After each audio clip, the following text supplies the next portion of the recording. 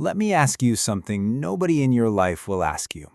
How much of your monthly income are you paying to institutions that couldn't care less if you ever get ahead?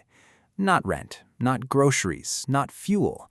I mean the structured, automatic, silent withdrawal that leaves your account before you even touch it. The money that goes to credit card companies, personal loan servicers, and buy now, pay later platforms that are designed, architecturally, legally, deliberately, to keep you in exactly the position you are in right now. Most people call that debt. I call it a lease, because that's what it actually is. You leased your future income. You signed a contract that says whatever I earn tomorrow, a portion of it already belongs to someone else. And unlike a car lease, there's no defined end date unless you create one. Here's the uncomfortable truth they don't put in any financial literacy pamphlet. $20,000 in consumer debt is not a math problem. It was never a math problem. If it were just math, every person who knew the interest rate would have already paid it off. It's a psychology problem disguised as a math problem, sitting inside an economic system that profits from your confusion. And that is exactly what we're going to dismantle today. I'm not going to tell you to cut lattes. I'm not going to hand you a color-coded budget spreadsheet. What I'm going to do is show you the exact mechanism behind why $20,000 feels immovable, and then show you the precise, quiet, almost boring strategy for eliminating it in 12 months or fewer. I've seen this work for people earning $38,000 a year. I've seen it work for people earning six figures who somehow had nothing to show for it. The income level is almost irrelevant. The system is what matters. But before we get into the system, I need to show you something that most people miss entirely, something that once you see it, you cannot unsee. The debt is not the problem. The structure of the debt is the problem. Here's what I mean. When Vanessa, 29, customer service manager in Columbus, $3,400 a month take-home, looked at her $20,000 in credit card balances, she saw a number, $20,000. She thought, if I just throw $500 a month at this, I'll be clear in about 40 months. That's the math. That seems logical.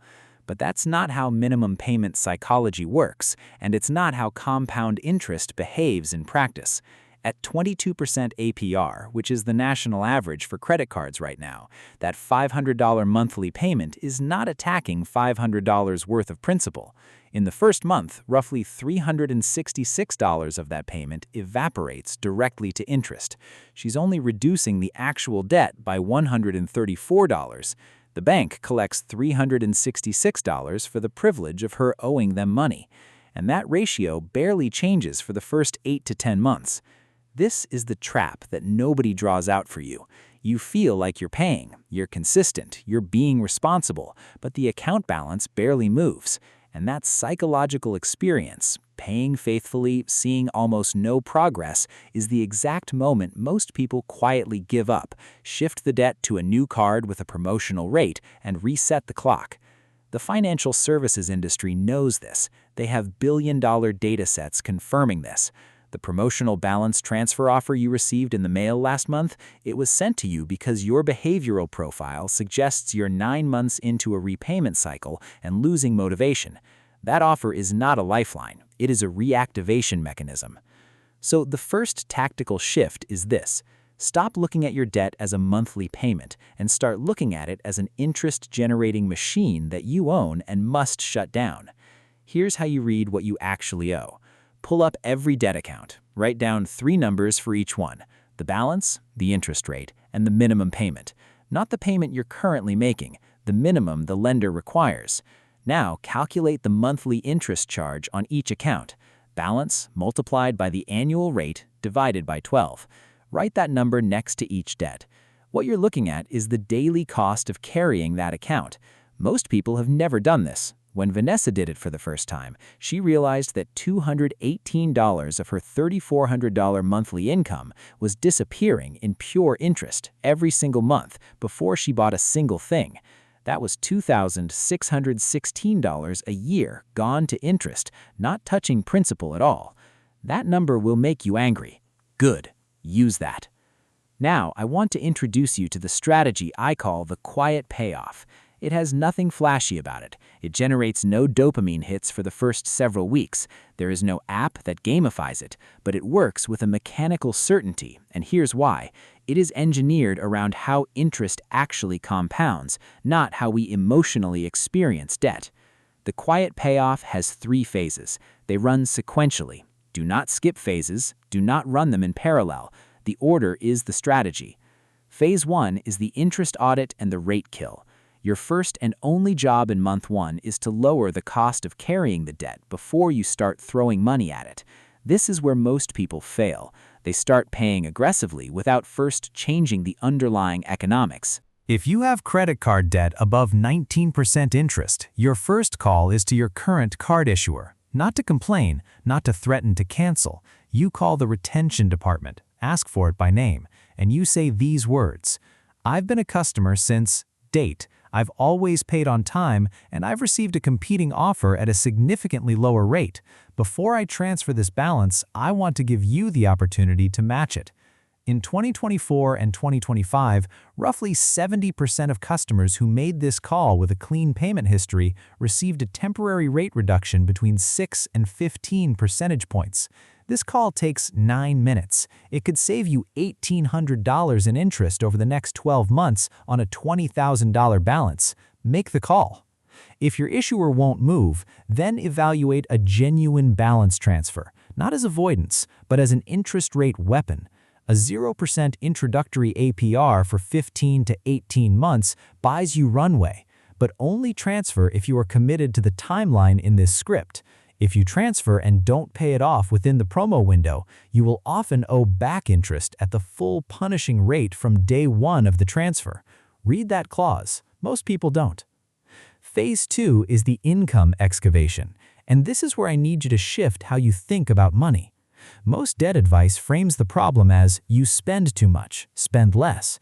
That framing is partially correct, but almost entirely useless, because if spending restraint alone solved debt, therapy would solve depression.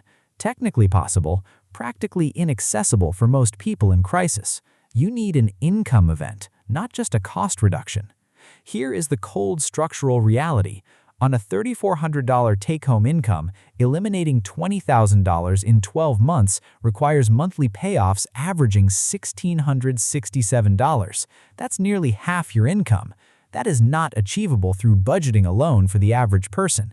You need to generate between $600 and $900 in additional monthly income to make the math work without destroying your quality of life so severely that you abandon the plan. This is where the quiet payoff gets counterintuitive. The additional income does not have to be a second job. It does not have to be a side hustle you build from scratch. It has to be liquidation before creation. Look at what you already have that you are not fully monetizing. The parking spot you don't use 5 days a week, listed on Spot Hero or ParkWiz in any mid-sized city, that generates between $80 and $220 a month for zero labor.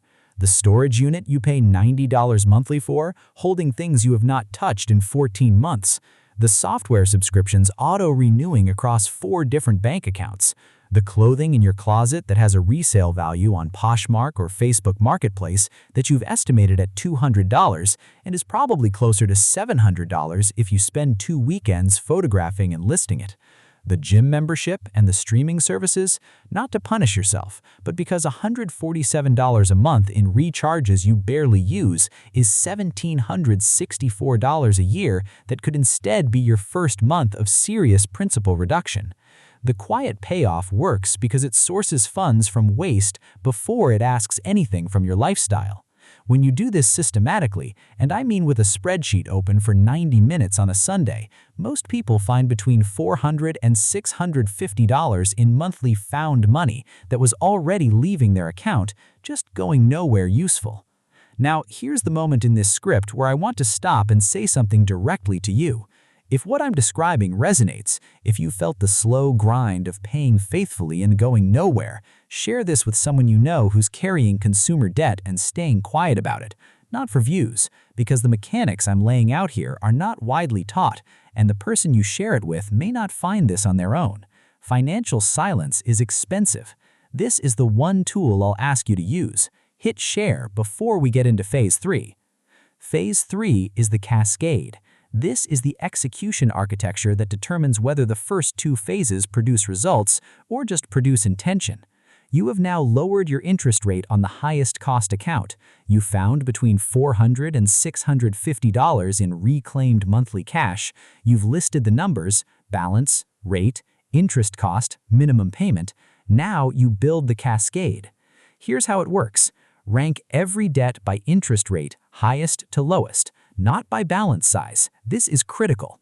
The balance size is psychologically seductive because paying off a small balance feels like progress, but paying off a low-interest small balance while your 24% card compounds untouched is financially irrational. Rate first, always. Pay the absolute minimum on every account except the one at the top of your list. Every dollar of surplus, the reclaimed cash, the interest savings from the rate negotiation, any additional income goes entirely to account number 1. You are not diversifying your payoff, you are concentrating firepower. When account 1 is gone, you do not relax. You do not reward yourself with something that costs money. You take the minimum payment you were making on account 1 and you redirect it entirely to account 2, stacked on top of what you were already paying. The payment amount you're making on debt doesn't decrease as debts disappear. It consolidates. This is the cascade. Each eliminated account releases capital that immediately attacks the next. Let me show you what this looks like in real numbers, because abstraction is where plans die. Say you have 3 accounts, $8,000 at 24% APR, $7,500 at 19%, and $4,500 at 14%. Your minimums are roughly $200, $180, and $110. Total minimum obligation, $490. You now have $900 per month to allocate to debt, $490 in minimums, plus $410 in reclaimed cash, plus a negotiated rate drop that saved you $80 in monthly interest. All surplus hits the 24% account. You were paying approximately $820 toward account 1 each month, while paying minimums on the other 2. At that rate, the $8,000 account is cleared in roughly 10 to 11 months. Month 12, the $200 minimum from account 1 stacks onto account 2. Now you're hitting account 2 with roughly $810 a month. Account 2 clears in under 10 months from that point. And the cascade continues, faster every time, because the payment mass increases with every account you eliminate. This is the architecture. It is not inspirational, it is mechanical. That is why it works. Now, here's the psychological layer nobody talks about, and this is the thing that will determine whether you actually complete this. The quiet payoff feels invisible for the first 3 months. You're making larger payments, the number on the screen is moving, but it doesn't feel dramatic. The accounts aren't closing yet. You're not getting the satisfaction of seeing a zero balance. And this phase, months 2 through 4, is statistically where most debt payoff attempts collapse. The solution is not motivation. Motivation is a feeling, and feelings are temporary. The solution is a measurement ritual. Every 2 weeks, not monthly, 2 weeks, you sit down and calculate your net liability. Total all balances, write it down, track the reduction as a running number, not as individual account balances. Because what you will see in that bi-weekly ritual is that the total number is moving, steadily, quietly, mechanically, even when individual accounts still feel large. That visual proof of system momentum is what replaces motivation. You're not relying on willpower, you're trusting the architecture. Here is what $20,000 gone actually does to your life. And I want to be precise about this, because the emotional case matters as much as the mathematical one. $490 a month in minimum payments, that's what this debt is costing you right now in cash. When the debt is gone, that $490 doesn't disappear, it transfers. If you redirect it to an index fund the month after your last debt payment at a conservative 7% annual return, over 20 years, you're looking at a portfolio worth approximately $255,000 from that one redirection alone. The debt wasn't just debt, it was a 20-year wealth suppressor. Every month it existed, it was preventing a future dollar from compounding on your behalf. The quiet payoff is not about the relief of being debt-free. It's about understanding that you are not just eliminating a liability, you are unlocking a compounding asset that the debt was holding hostage. This is the financial reframe that changes everything. Debt is not what you owe. Debt is the future wealth you have not yet built, because someone else owns the rights to your income. Pay them off, get your income back, then put it to work somewhere it works for you instead. The 12 months will pass either way. The question is what your balance sheet looks like when they do. Start with the rate call. Make it this week, not next week, this week. The system only activates when you do.